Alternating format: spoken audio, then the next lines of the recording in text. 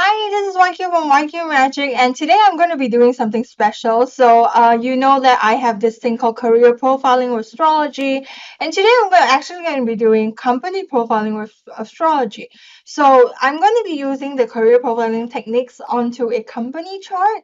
So, if you are a business owner, if you want to start a new business, or even you're an entrepreneur with a business chart, let me know. We can talk about like if we're doing a company profiling for you. But the techniques I'm using is going to be for career profiling, and this also means that it doesn't mean that you don't have a company, you don't have to watch this, but it's also a way for me to kind of show you like how it can work as a career profiling tool as well, because I have a previous video from a while ago where I used my sister's birth chart to talk about her career profiling, but I felt like, you know what, I want to do something new. For if you are still curious about career profiling and just want to see it a second or third time to really know whether you want to do this with me or not. So I'm going to be talking about company things, but imagine that if I'm talking about you, if this is your birth chart, we're going to talk about it as if we're going to talk about a company as if it's a person, okay? And I'm also going to be slipping in some um what's it called, some additional notes, because the person who owned this company, aka me, I know my birth chart well, and I kind of know that there are some things that this company birth chart has that is quite different from the owner's birth chart. Then if you were coming to me as an owner, then I'll kind of tell you like, hey, these are things you might want to look out for, because you want the company to run as it is versus like, you're the company being you. And most likely, if you're just starting out business, if you're doing things on your own, right, the company will be running as if it was you. But as soon as the company grows bigger, as soon as you have more people inside, if you have contractors, hire like etc., even like employees down the road, um, the company needs to be on its own. Okay, it's not going to be you, because you cannot ask people to operate based on you. You want people to operate based on the company chart. So that's a very, very long preamble. And then also I'm going to source my quote my source. This career profiling technique is based on a career profiling workshop that my astrology teacher Mason taught. So basically, this is like, if you were a human, this is what I'm going to do for you. But of course, I'm using it for a company. Yeah. So I also blanked out a large portion right over here, because it's a proprietary like calculation technique, and I just want to hide it up. But I'm going to tell you, I'm going to walk you through what I cover in the career profiling session. So we cover three main parts: is who you are, who do you serve, and what you do. And then so who you are means that understanding based on the birth chart who you really are, because you might know, okay, my sun sign or my sign is Pisces, like this chart, or my sign is Taurus. But that is not just you, because if you look at the birth chart on the left side, there are so many more planets, and based on these planets, the way you operate can be very, very different from your sun sign. So it's not just enough to read like blog posts on what is a career suitable for a Gemini, because you might only have that one Gemini thing in your chart, and then everything else is not Gemini. So you want to explore that as well. And yeah, so I also put out here, these are the signs for the sun, moon, rising, the big three of this birth chart. And you'll realize that I talk about two of them here, down here. So it also means that knowing your sun, moon, rising doesn't mean you actually know like the career profiling things as well. So if you are astute enough, an astrology learner, you might catch some of the things that I'm talking about, and then you can apply to your birth chart. If not, come to me. I'm here for you. So if this were a person and then they sat down, if this were a person, they're not even a month old, but imagine a birth chart like this. So I Number one, I'll just talk to them that their dominant archetype is Aquarius. So dominant archetype basically is based on the different signs and the different elements and modalities the planets are in. It's your real sign. So the dominant archetype for this birth chart is Aquarius. It's very different from Pisces, because Pisces is more like very emotional, very like, intuitive, very, very soft. But Aquarius, I feel like there's some like hard edges to them, and Aquarius is very like community oriented. It's very like future oriented. Let's revolution, let's change things up because things in the past haven't been working. But the reason why they're revolting is for the good of all, it's for the good of everyone. But you know, sometimes people revolt because they want pocket like money in their pockets, but no, these person with a high dominant Aquarius is that they want to be like leading, not really leading causes, they want to be part of causes that revolutionize a lot of things. So they also very forward thinking, which also means that for a person slash company, the projects that you take on, are they very forward thinking? Are they like for the humanity? Are they very, very big versus like trying to like, you know, just squeeze yourself into like a very, very small vial? Aquarius is very big and very like out there. So that is the dominant archetype. And the next thing we're going to talk about is elemental balance. So in Western astrology, there are elements similar to Chinese like feng shui. There is fire, earth, air, water in Western astrology. I know in Chinese it's metal, but that's not here. So for this birth chart, they have zero fire. So imagine fire as the passion burning inside of you. So this chart, no fire. But they are very, very high in air. So it means that for people with high air, they are very ideas driven. They are excited about ideas. Um, when they do things worth, let's test whether these ideas work. Let's see whether these like, you know, it's a very mind thing. With zero fire but high air, what can come out is that people might see that this person is trying to do a lot of things. They think, well, they're very, very passionate, huh? They're doing like, oh, just chasing after all these ideas. But in reality, is that for someone with zero fire, right? I personally have a lot of fire, so I understand being ignited inside and oh, there's a fire inside me that I'm gonna go after things. Um, but zero fire, it can look like it, but actually no. And something interesting because this is a company birth chart and the owner is me who has a lot of fire. What I will tell a person, if you are like a business owner and your birth chart of your company is very different, I'll tell them that maybe you know the way that you are very excited, it might not work that well when it's like a full-fledged company, but I think it's also quite a good balance because for someone with very, very high fire, a person with very high fire is that sometimes they do things without really thinking about it, the next three steps. They're excited and they do it. But for this company, blending with the owner is like, hey, the company is going to bring you a lot of ideas, or when you are working on the company there are going to be a lot of ideas, and whatever you're doing is also going to be very logical, logical in nature. So instead of just like running after things because you're excited, you are now being tempered by, let's see what are the steps we can plan out before we execute it, which I think it's a beautiful, beautiful balance. And for a business owner, what they need to know is that this is the way your company operates. It means that maybe you need to pause, not just think about yourself. I am excited, I'm going to go after it under the company name, but the company doesn't want to do that. So you need to be, as a person, as a human being, to be able to blend your strengths with the strengths of the company and also understand that when you're operating, you're not operating based on yourself as well. Okay. And then the modality balance is very, very high fix and only one cardinal. High fix people, companies, they thrive in situations where it's like very routine. It's very structured. It's very like, let's do the same thing kind of like again and again and again. And then they are very comfortable with that.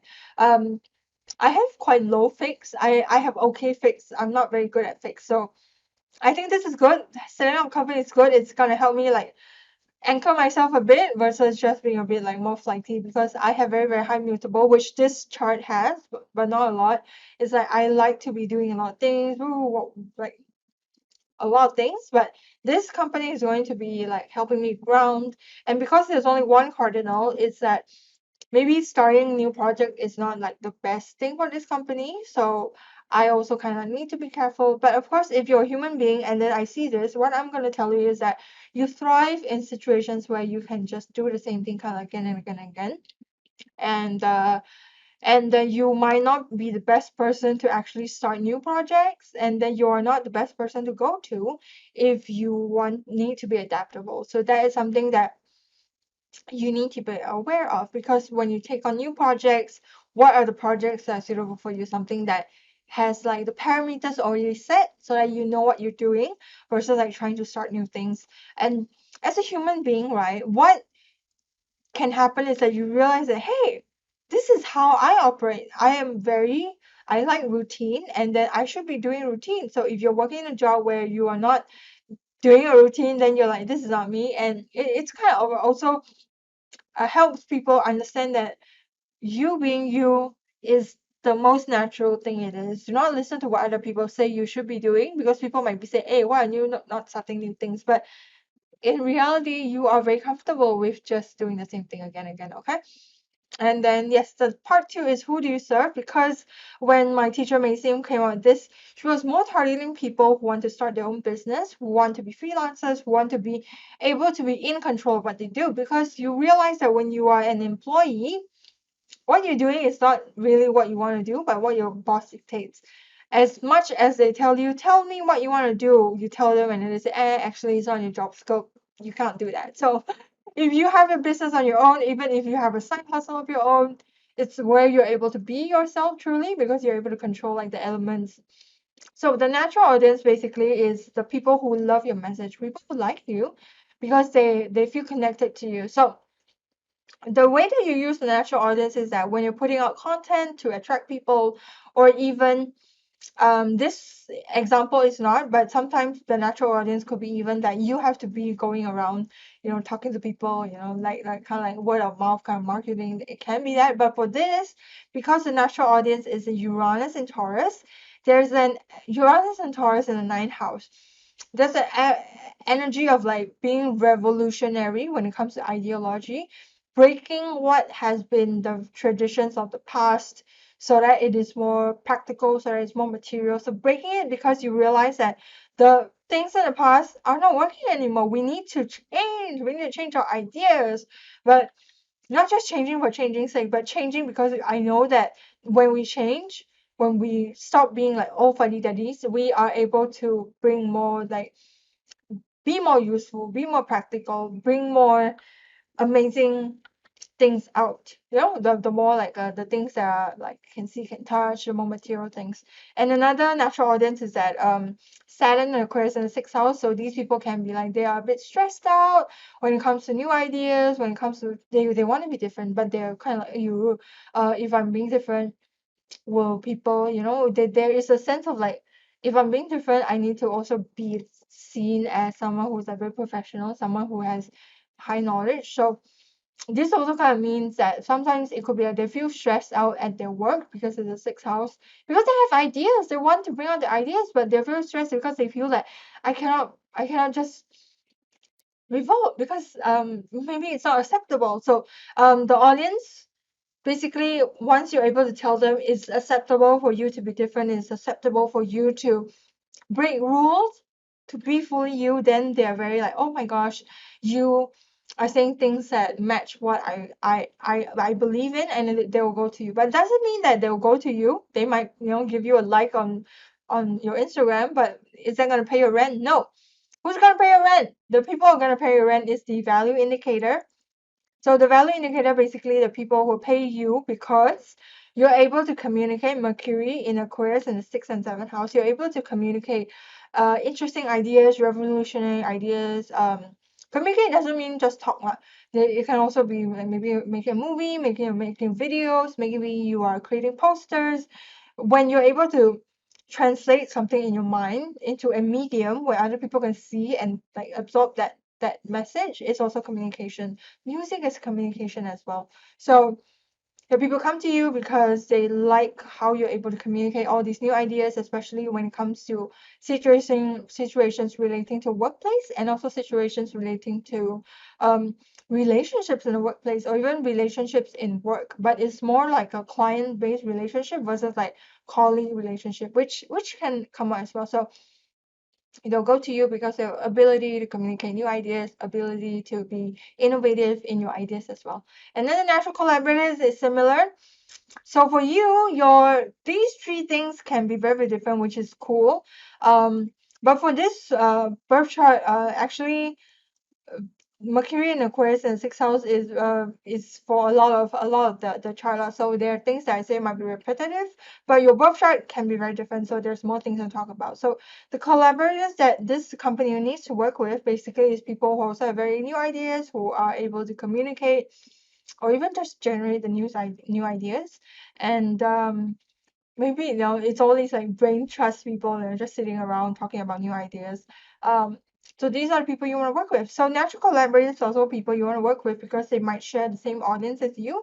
As an entrepreneur, as a freelancer, you need to be looking out for people to either, leverage whatever they have or even collaborate because in nowadays it's like if you just like working on your own it can be quite tough because it might take you like 3 years to achieve something that someone if you just tag along someone else it just takes 3 months. So take note of that as well, so the natural collaborator part. And the last part is what to do, so it's kind of like the daily things that you do. For this birth chart, the life mission is to move away from being very obsessive about like if you're being obsessive with your thoughts or even trying to be like I'm very, very transformative. I need to be super, super deep when it comes to my communication. But moving to more like, hey, this is how things can be simple. Things can be instead of just being um very, very deep in the emotions, let's just pull things out, see what we can touch, and then let's work with whatever is material. Well, let's just take things simply. Let's just chill a bit, not be so obsessive because Scorpio is a very like, oh, I'm so obsessed. Let's just make things simple. Let's just see where life takes us. There's a kind of like a easygoingness when it comes to the birth chart. So instead of not being stuck in the very like emotional, psychological, but breaking away from that and to become more like physically attuned with the environment, understanding that things sometimes there's no ulterior motives behind other people, just being okay with that. And then focusing because it's from the third house. Third house is more like let me get all this information. You have a stack of research. But moving into ninth house is that you have consumed all these data and then you come up with maybe like a research paper because the ninth house, imagine like a university where you have damn lot of readings and then you synthesize it, you test out your hypothesis before you present it to other people. So basically it's like digesting all this information that you've been getting and then like putting it out into um like the digestion system is not very appealing, but I guess it's more like making a cake, taking all these different ingredients, making a cake to serve to other people. Then the career is similar. It's Mercury Aquarius 6 and 7 house. So for the career for this company, basically, is being this communication person or company, sharing these ideas, innovative ideas when it comes to work life, when it comes to one-on-one relationships, just also being very focused on like the groups and then being focused on the community and then how can we bring revolutionary ideas to these people. So that is the career, and then the last part is the work. So we see all these like whoa, doing all this like thinking, doing all this um expansion, but the work that this company actually do is a very Saturn is very like responsible. It's a very heavy like a very serious planet. So I do see that for this company the work that they're doing basically is kind of maybe even structuring all these innovative ideas, structuring them so that people will be willing to accept it because they see that, oh, this is from a respectable source versus like, because Aquarius, right, if you shoot your mouth, you can be like very, very disruptive. But with Saturn as the work, as a planet representing work, right, I do see that there's a sense of like structuring things so that it is more palatable, it is more um able to share like experiences for other people, not just like here are some ideas. So it's more like let's all take all this, structure it up, and then help people to do their work. Yeah. So that is a career profiling for a company. And actually, if you are a business owner, right? What I think I will do as well is I will talk about the company and then I'll look at your birth chart to kind of also see how you might be lacking or how you might be stopping the company from growing because of your own difference with how the company is. Yeah. So if you're interested, do let me know. I haven't really thought of the pricing for it, but if I do have the pricing, I'll put it somewhere because it does take a lot more steps due to the company and the owner career profiling. But if you are a human person who wants to do a career profiling, um, yeah, just let me know. And then basically these are the things I will cover as well. So I am very excited to talk to you. So the session, basically I run through everything and then we talk to each other. Maybe you say, hey, these are things I've been doing, I don't really feel connected, but here are some points that I think I can work on, and then we can talk more. And if you have ideas what you want to do, we can also talk based on your birth chart as well, to see how you can live your birth chart the best way it is. Because I truly truly believe that once we're able to be our true selves, which shows up in the birth chart, is that we are able to be happier because we are not trying to live the life that is another person's life. Okay, so I'm very excited, and just let me know if you watch this video as well, because it's always fun to let me know in the comments, or even just shoot me a DM on Instagram, and I'll see you next time. Bye.